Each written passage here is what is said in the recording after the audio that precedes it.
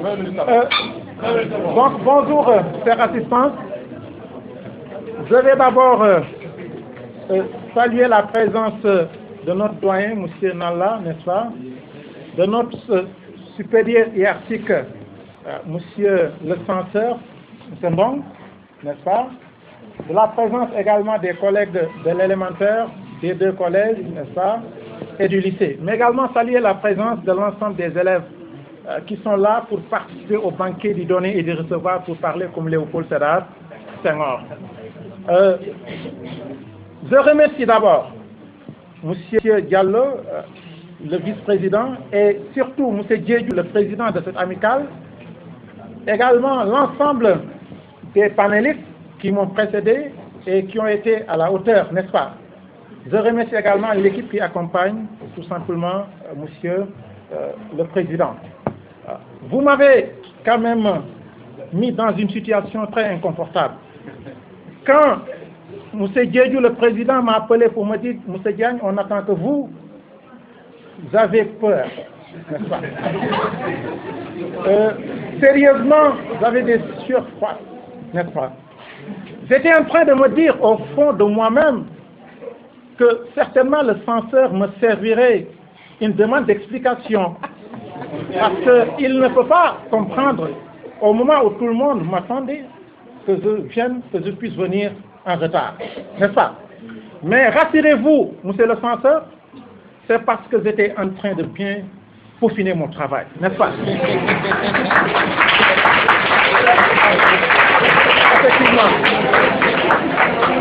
Parce que vous l'avez dit. Effectivement, parce que on nous a interpellés, on nous a demandé de parler d'excellence, n'est-ce pas? Et je pense que l'excellence, c'est une quête, c'est un défi, n'est-ce pas? C'est un travail, n'est-ce pas, parfait pour ne pas dire perfectible. Et moi, j'ai eu un professeur que j'ai beaucoup admiré du nom de Taoudama qui m'a toujours appris la rigueur dans tout ce qu'on aura à faire. Et vous avez trahi un secret professionnel pour vous dire pourquoi on doit être excellent. L'année dernière, vous savez, mon ami, monsieur le proviseur, que j'appelle si affectueusement Serbi, n'est-ce pas? Le proviseur m'a donné une très bonne note à la fin de l'année. Mais en 1998, n'est-ce pas?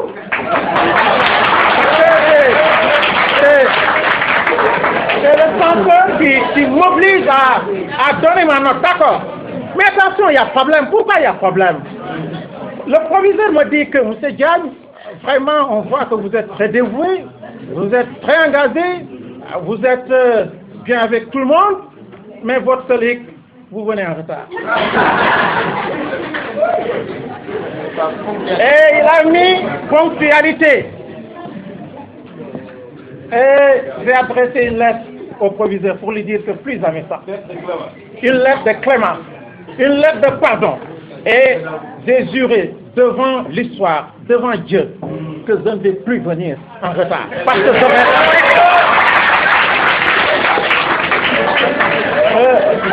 maintenant, c'était quelque... Rassurez-vous, je ne viendrai plus en retard. Je ne viendrai jamais en retard.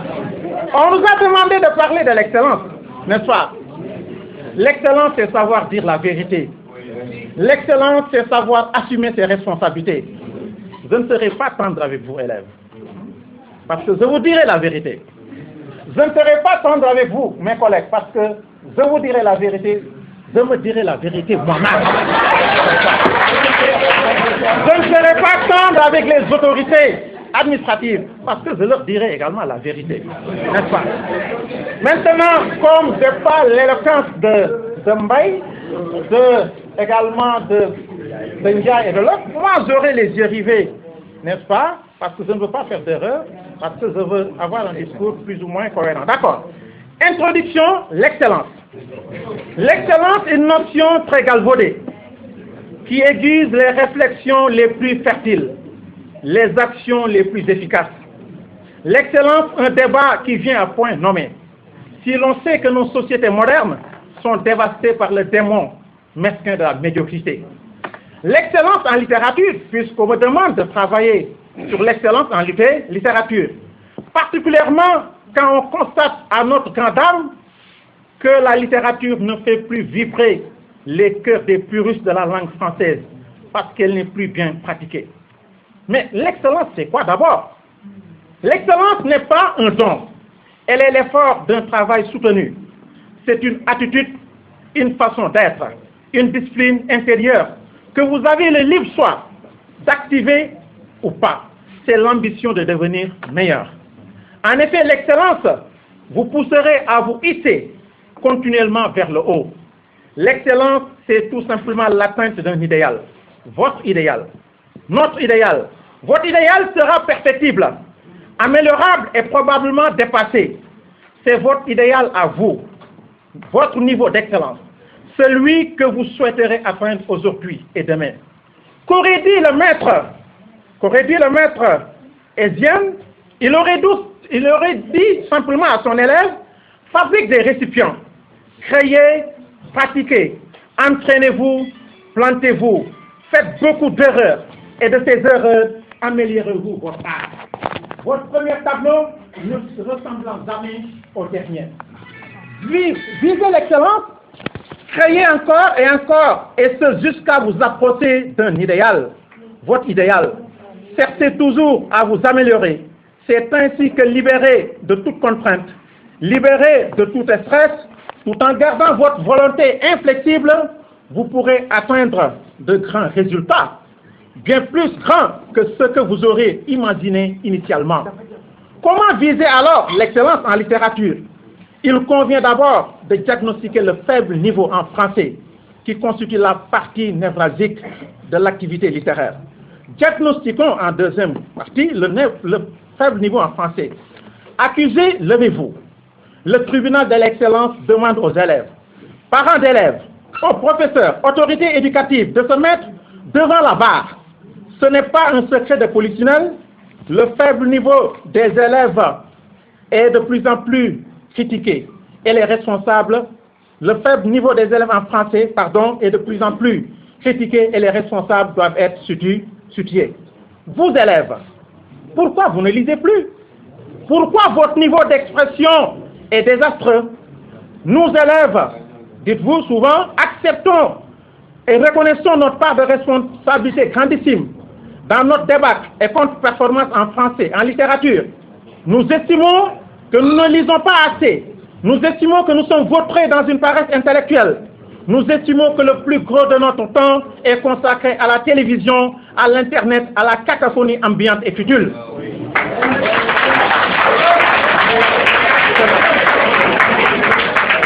Maintenant, je vais poser cette question aux professeurs. Vous, professeurs, pourquoi vos élèves ont du fil à retard pour parler bien le français?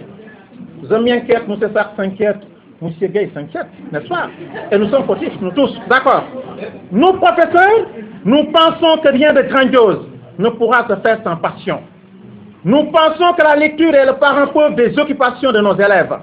Nous avons beau développer de nouvelles stratégies pédagogiques reposant sur la centralité de l'élève à travers les lectures méthodiques, à travers les explications de texte, à travers les exposés, mais notre malheur est toujours grand et persistant de voir que nos potasses se refusent derrière la facilité en faisant du copier-coller dans les exposés ou en restant timorés dans les débats littéraires en classe. Mais est-ce que cela doit être une raison valable pour nous, professeurs, pour que nous négligions souvent l'étude des textes, n'est-ce pas? Pour que nous négligions les séances de rémédiation en gardant la patience du fourmi? Est-ce une raison valable pour que nous soyons réfractaires aux nouvelles approches pédagogiques?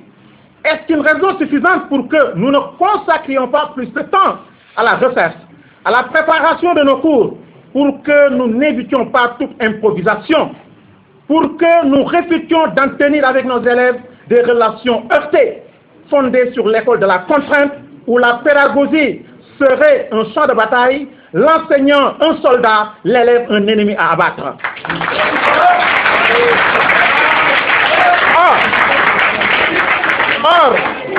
Or, notre vocation, nos professeurs, est d'informer les élèves, et de les former, et de faire d'eux des génies littéraires. Certes, nos élèves hier étaient excellents, parce qu'ils aimaient Senghor, Césaire, Ivo, Cheikh Hamidou Kane, Mariama Ba. Ils lisaient activement et passionnément leurs œuvres et essayaient d'appréhender leurs thématiques, fondées sur la réhabilitation de l'homme noir, sur sa culture, sur la dénonciation des maux de la société, tels que les hypocrisies, les cruautés, l'exploitation de l'homme par l'homme, les compromis faciles, les compromissions, l'amélioration de la condition humaine. Nos élèves d'aujourd'hui préfèrent, eux, l'aplatissement du langage, le folklore verbal, avec un style oral, trivial et ordurier, peu conforme avec l'orthodoxie rédactionnelle et littéraire. Yako Terener.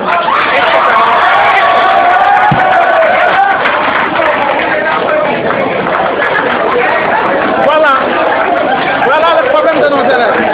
Maintenant, vous parents d'élèves, maintenant je vais m'adresser aux parents d'élèves. Vous parents d'élèves, pourquoi vous avez démissionné dans les études de vos enfants?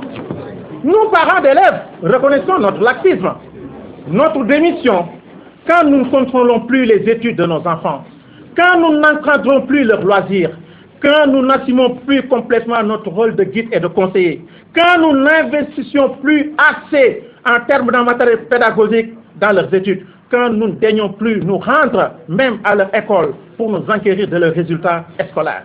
Je vais m'adresser maintenant aux autorités éducatives. Vous, autorités éducatives, pourquoi vous ne mettez pas l'accent sur les séminaires de formation?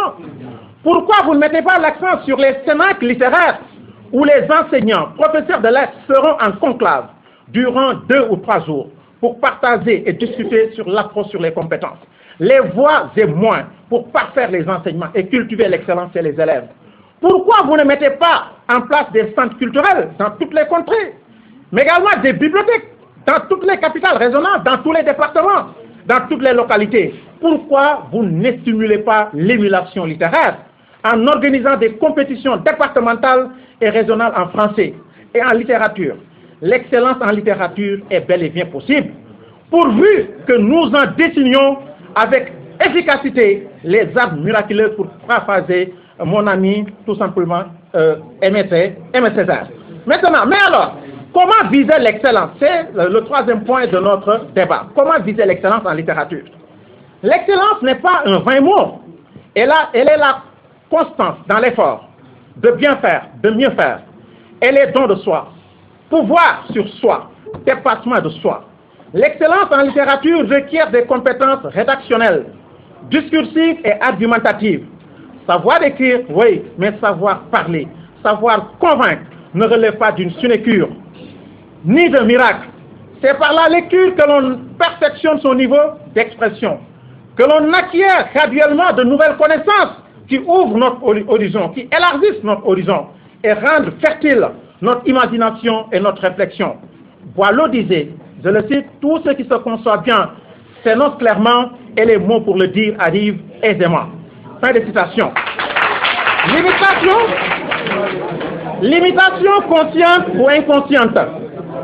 Limitation inconsciente ou inconsciente en littérature restent toutes les influences directes ou implicites subies par la pratique de la lecture qui nous fait adopter un français classique, un argumentaire solide et soutenu, n'est-ce pas, en référence avec les auteurs, n'est-ce pas, de grande renommée comme Senghor, Césaire, Cheikh Hamidou Kane, etc. Mais ça fait bien que les mamelles de l'expression ou de la dissertation littéraire ont pour nom connaissance appropriée, pour ne pas dire approfondie, maîtrise des démarches méthodologiques, mais également une expression correcte. Les professeurs de lettres que nous sommes doivent cultiver l'excellence par une remise en question perpétuelle de leurs connaissances, une meilleure imprégnation des nouvelles démarches pédagogiques où l'élève est la principale cible, n'est-ce pas, et bénéficiaire d'un savoir pratique. Ils doivent faire des cellules pédagogiques internes et régionales un creuset de partage, de renforcement de la formation continue, d'harmonisation des contenus, des évaluations. Ils doivent s'assister mutuellement, se partager des documents, des conseils réciproques, des critiques objectives mais constructives. Ils doivent contraindre les élèves à lire les œuvres au programme et leur apprendre à élaborer une fiche de lecture. Il est fondamental d'insuffler le goût de la rigueur littéraire aux élèves en éveillant chez eux le sens aigu de la critique, la faculté à illustrer leurs arguments, la nécessité de rendre cohérente la réflexion par l'usage efficient des connecteurs logiques des phrases de transition. Les élèves doivent prendre conscience des enjeux de la maîtrise du français, qui est l'alpha et l'oméga de toutes les disciplines, la base de la culture de l'excellence. Ils doivent sortir de leur torpeur et revendiquer leur véritable statut d'intellectuel en se passionnant à la lecture, en observant scrupuleusement une certaine rigueur dans l'analyse thématique des œuvres, en s'intéressant aux débats littéraires qui se font sur les ondes des radios, des plateaux télévisuels, tels qu'Impression à la 2S, en se libérant de certains tabous quand ils nourrissent des scrupules ou bien de complexes à parler le français, en se remettant en question, en étant des puristes de la langue française, en revisitant constamment les règles de la grammaire, de la conjugaison d'orthographe, en anticipant sur les œuvres au programme, en taquinant la mise, en essayant d'écrire des poèmes, des nouvelles. Les parents d'élèves ont leur rôle à assumer. Dans cette culture de l'excellence, ils ont la responsabilité de veiller sur les études de leurs enfants, en les contraignant à la lecture, en les accompagnant pédagogiquement, matériellement, moralement, en leur trouvant, quand les moyens ne font pas défaut, des livres, des cours de renforcement français, en les obligeant à faire des nouvelles technologies de l'information et de la communication, des outils efficaces de connaissance et non de perversion morale. Les autorités administratives doivent davantage aider les professeurs de français, tous les professeurs, dans leur exaltante mission, en renforçant les cellules pédagogiques régionales, en organisant des séminaires d'harmonisation des contenus, des démarches pédagogiques, qui seront sanctionnés par la publication d'ouvrages critiques et pratiques, en mettant en place un fonds d'assistance pour la création littéraire, pour encourager les professeurs qui sont habités par la passion de l'écriture et de la production littéraire, en revoyant pour eux et pour tous les enseignants leurs indemnités de documentation et de logement, car le plus gros travail de l'enseignant se fait chez lui. Maintenant, et c'est le dernier point, monsieur le modérateur, c'est le dernier point. Pourquoi maintenant devrons-nous viser l'excellence, n'est-ce pas? Et je remercie au passage monsieur le censeur, parce que l'excellence également, c'est savoir partager avec les autres. C'est soumettre son travail aux autres. Quand je lui ai soumis mon travail, il m'a fait des suggestions très pertinentes. C'est pourquoi j'ai estimé de revenir sur cette partie-là, n'est-ce pas? Merci, monsieur le censeur. D'accord. Pourquoi viser l'excellence? Pourquoi viser l'excellence quand l'idée est répandue que les littéraires sont moins utiles que les scientifiques? Pourquoi viser l'excellence quand on veut nous faire croire que la littérature mène généralement à l'enseignement et que l'enseignement ne nourrit pas son homme? Pourquoi viser l'excellence quand les professeurs sont démotivés, désarmés, stigmatisés, jetés en pâture? Pourquoi viser l'excellence quand nos élèves ne voient plus en nous des détenteurs de savoir, des hommes respectueux à qui ils doivent respect et considération, et non des vulgaires misérables et méprisables? Pourquoi viser... Merci. Pourquoi viser l'excellence quand le mérite n'est plus récompensé, quand la médiocrité est terrisée en règle? Pour autant, il faut cultiver l'excellence, ne serait-ce que pour former l'homme idéal, la société idéale. Il faut cultiver l'excellence pour rendre l'homme meilleur, la société meilleure. C'est à cela que s'attelleront les écrivains, dont les œuvres ont pour vocation de sensibiliser, d'éduquer, de former, de faire agir et de réformer la société, de combattre ce qu'on appelle la médiocrité. Les auteurs humanistes du XVIe siècle français ont voulu rendre l'homme meilleur et perfectible par le savoir, la vertu, la culture, la tolérance et l'affirmation de sa liberté. On ne naît pas homme, on le devient, disait Erasme. L'humanisme exprime sa confiance en l'homme. L'humanisme exprime sa confiance en l'homme, en ses facultés intellectuelles et morales. Les fables de La Fontaine contribuent également à ce projet d'édification morale, en dénonçant la loi de la jungle, en dénonçant les monstruosités, en dénonçant la ruse dans la société. Molière, dans ses comédies, empreinte d'humour et dérision, s'attaque aux vices et aux travers de la société en mettant à nu l'avarice, l'hypocrisie, l'individualisme, la fausse dévotion, l'assujettissement de la femme. Dans le Père Goriot, Balzac flétrit le pouvoir corrupteur de l'argent, qui cultive l'orgueil, l'arrogance, encombre l'esprit et sape l'affectif de la part d'humanité. La part d'humanité, c'est l'homme. Birago Diop fait de ses œuvres, ses contes, un moyen d'enracinement culturel et de transmission des valeurs traditionnelles de l'Afrique, telles que la solidarité, la fraternité, le dialogue et la paix. Dans une style anglais, Mariama Ba procède à une critique radicale des pratiques sociétales, sociales, futiles, porte un regard féroce sur les manières d'être et de faire, la servitude des traditions insensées, n'est-ce pas, qui compromettent l'épanouissement de l'individu. Elle est dans une logique de rupture, elle est dans une logique d'excellence, en voulant dénoncer les antivaleurs qui sont érigées en valeur dans la société. Dans cette période charnière où les Africains négocient mal, très mal même, leur virage à la modernité. Au siècle des Lumières, Rousseau se bat d'arrache-pied pour l'avènement d'une société égalitaire, juste, excellente, où l'homme retrouvera la pureté de ses origines. La littérature est alors un combat contre la médiocrité. La littérature est d'abord, n'est-ce pas, un creuset d'excellence. La littérature est un art de vivre. La littérature est une culture d'ouverture et de progrès. Et maintenant, je vais conclure. L'excellence a un prix. Elle est un sacerdoce, une conviction, une perfection perfectible, un devenir, une action. Réhabilitons les enseignants, s'il vous plaît. Les professeurs que nous sommes, pour que ce rêve d'excellence soit une réalité, écoutons cette brillante plaidoirie de Mariama Ba dans une si longue lettre. Je le cite. Les enseignants, ceux du cours maternel, autant que ceux des universités, forment une armée noble, aux exploits quotidiens, jamais santé, jamais décorée, armée toujours en marche, toujours vigilante, armée sans tambour, sans uniforme reculant. Cette armée-là, dézouillant, piège et embûche, plante partout le drapeau du savoir et de la vertu. Je vous remercie.